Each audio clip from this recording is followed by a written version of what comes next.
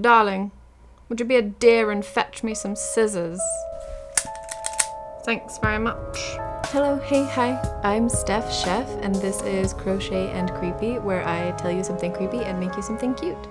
So today, while I regale you with tales of the creepy, I'm gonna be working on this little guy who you thought I forgot about, but I didn't. My little Stash Buster blankie. Gonna add a third color today, and let's get to it. So today I'm gonna be telling you about another lady serial killer. There is more of them than you'd think. Belle Gunness was born Brynhild Paulsdottir Storseth on November 11th, 1859, which of course makes her a Scorpio. I'm very sorry. And she was born in Norway. Not much is known about her early life, but allegedly when Belle was 17, she was pregnant, and she went to some sort of community dance thing.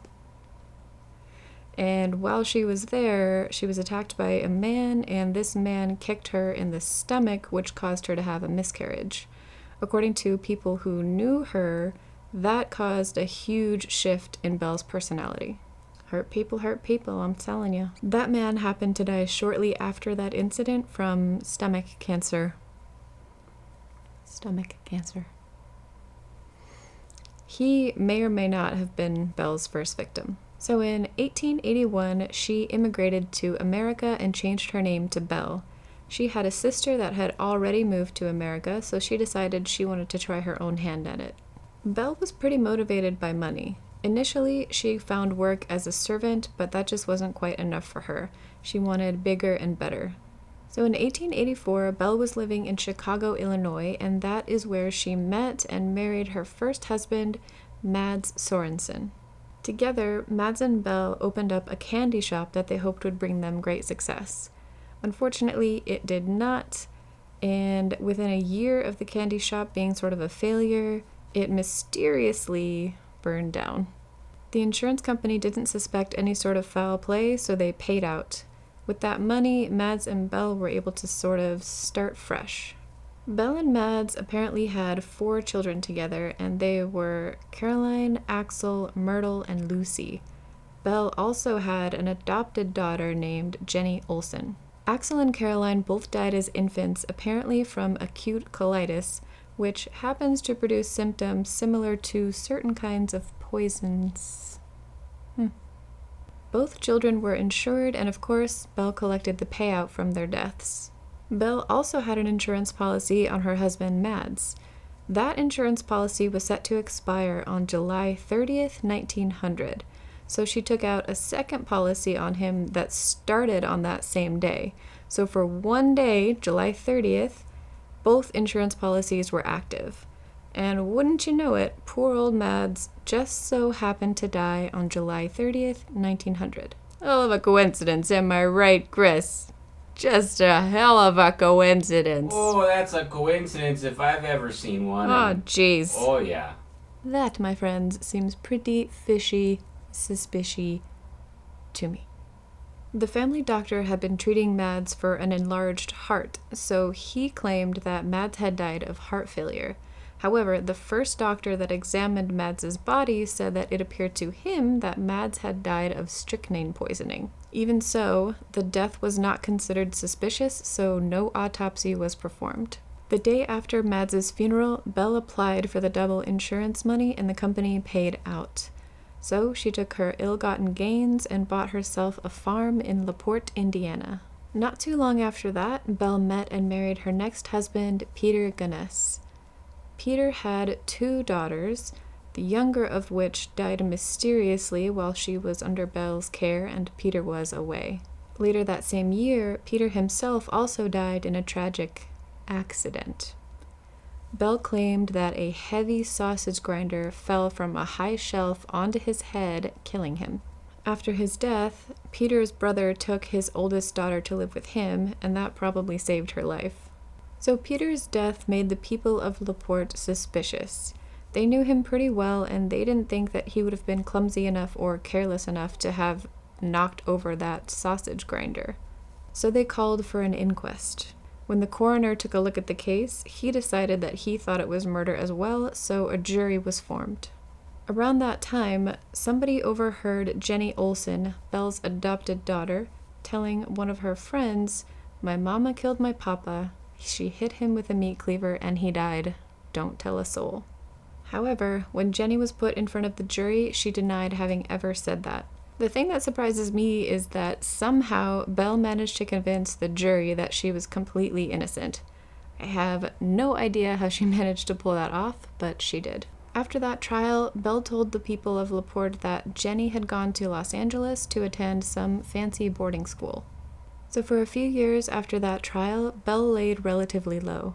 She hired a farm hand, Ray Lamphere, to help her out around the farm, do chores for her, stuff like that. And he was in big love with her, so he basically just did whatever she told him to. But of course, that just wasn't quite enough for Belle, so she started putting personal ads out in the paper. One of them read, "Comely widow who owns a large farm in one of the finest districts in LaPorte County, Indiana, desires to make the acquaintance of a gentleman equally well provided, with view of joining fortunes. No replies by letter considered unless sender is willing to follow answer with a personal visit. Triflers need not apply." It's the "triflers need not apply" line that gets me. If I ever had to be on a dating site, I would 100% put that. Maybe just that. Get it? Because she was the trifler. She's trifling. She doesn't want any other triflers. Just the room for one trifler. Aw, jeez, we're full up on triflers. Sorry. Alright, moving on. But Belle started to get answers to her ad pretty quickly. One of the first men to write to her was named John Moe.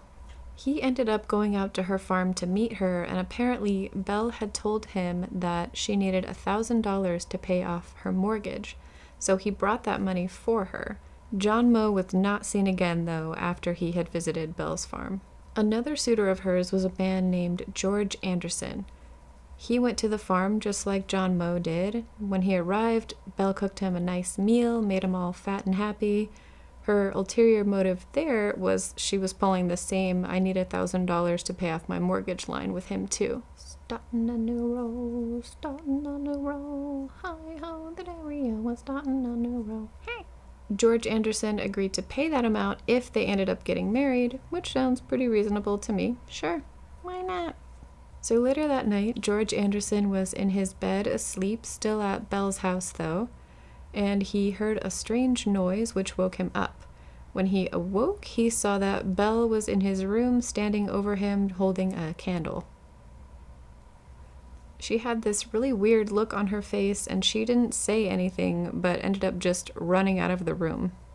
This spooked Anderson, as you can imagine, and he decided to just get out of there ASAP, and he never heard from Belle again, which is pretty lucky for him since he ended up being the only suitor of Belle's to actually end up alive.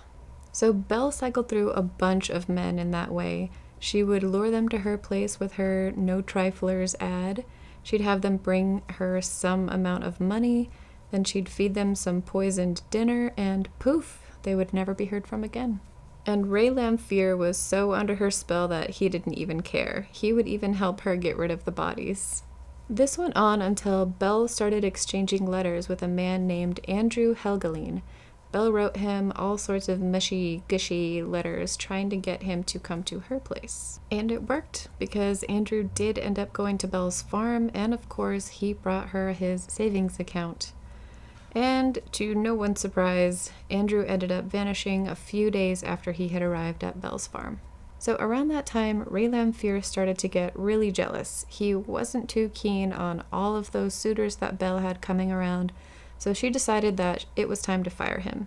She just did not have time to deal with his drama.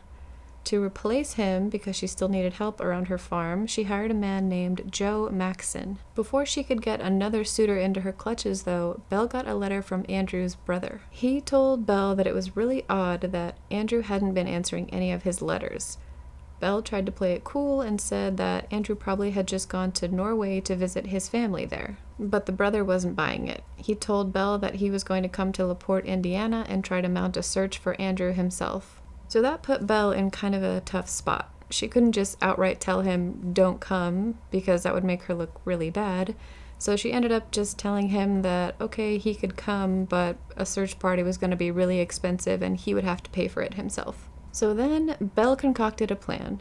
She went to her lawyer and decided to make a will for herself because she said that she was worried that Ray Lamphere was going to harm her or her children. She said that he was disgruntled and he might, I don't know, burn her farm down. Not too long after that, Joe Maxon woke up to the smell of smoke. Pretty quickly, he realized that the Gunness house was on fire. He wasn't sure if anyone else was awake, so he started yelling for Belle or her children. He didn't hear anyone respond to him, so he tried to bust down the door that was from his room to the main part of the house. That didn't work though because it had already gotten too hot, so the wood was swollen and he couldn't get the door to budge. And by that time, his room was already filling with smoke, so he needed to get out just to save his own life. So Joe escaped through his window. When the fire had finally been put out, in the rubble they found all the bodies of Belle's children and a woman's body, but that body was headless, which is very odd. At first, people assumed that that was Belle's corpse. However, even accounting for the missing head, that body was only about 5'3", and Belle had been a very large woman. She was around 6 feet tall. So there was just absolutely no way that that body could have been Belle's. But to complicate things, they found the rings that Belle commonly wore on the body and also some of Belle's teeth, but still no head. A witness claimed to have seen Ray Lamphere running away from her burning home, so he was arrested and charged with arson and murder. Remember how Belle was like, I think Ray might, burn my house down?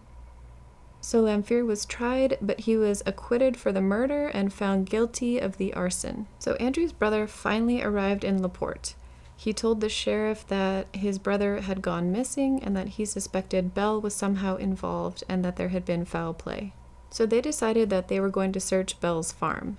And when Joe Maxon found out that they were coming to search, he told them that there were these strange mounds of dirt over by Belle's pig enclosure. So the search party took his advice and they dug up around where Joe had told them to dig, and they ended up finding not only Andrew, but a whole slew of other bodies. One of those bodies happened to be Jenny Olson. Remember her? Belle's adopted daughter that she said had gone to LA to attend some fancy boarding school. She did not. Jenny's biggest mistake was blabbing to other people about what Belle had done. So only about a year into his prison sentence, Ray Lamphere ended up dying of tuberculosis. However, he did make a deathbed confession that cleared up the mystery of the headless woman found at Belle's house. He said that Belle had lured that woman to her house under the pretense of hiring her as a housekeeper. Once she had arrived, Belle drugged her, killed her, removed her head, and then attached weights to it and dumped it into a swamp with very deep water.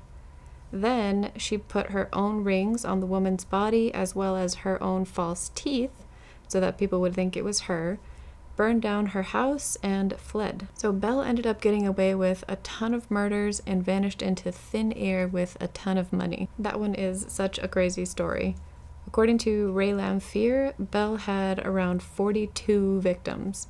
Who knows if that number is accurate, but still, that is pretty prolific for a serial killer. And to this day, nobody knows what ended up happening to Belle, but it is pretty widely believed that she did not die in that house in the fire, that she got away and either stopped killing or just kept killing, and we don't know about it. Either way, nuts. Phew. That was Belle Gunness, a old-timey serial killer who killed a lot of people and got away with it. Thank you so much for hanging out with me today. I had a great time telling you that story. This is as far as I got with this little guy today. Some progress. As always, I will link my Etsy shop down below for you to check out. And on your way out, don't forget to give me a like and subscribe, and I will see you next time. Bye!